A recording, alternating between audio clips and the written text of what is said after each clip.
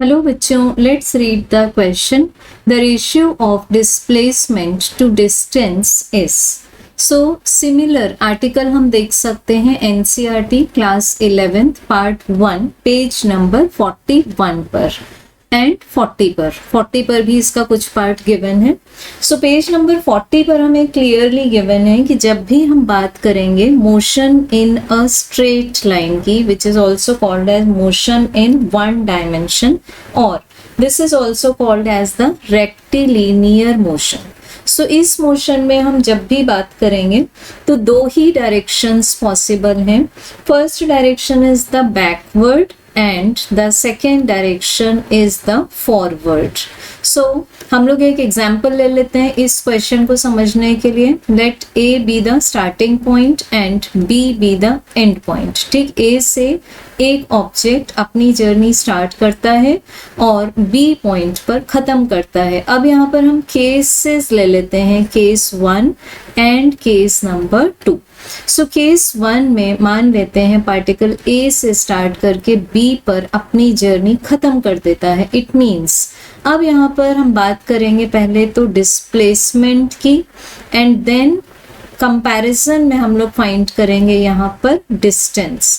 तो इस केस में डिस्टेंस भी AB है और डिस्प्लेसमेंट भी AB है, बट फर्क क्या होगा कि डिस्प्लेसमेंट एक वेक्टर क्वांटिटी है जिसका वेक्टर डायरेक्टेड है फ्रॉम A टू B। अब बात करेंगे हम लोग केस 2 की।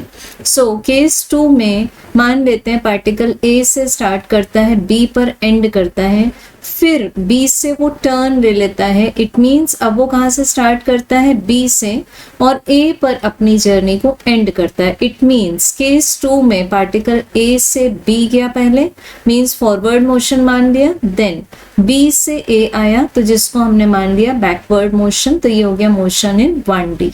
अब इस केस में initial position and final position same है, तो इस ऑब्जेक्ट का डिस्प्लेसमेंट हो गया एक नल वेक्टर, बट इसका डिस्टेंस कितना हो जाएगा, ट्वाइस ऑफ AB।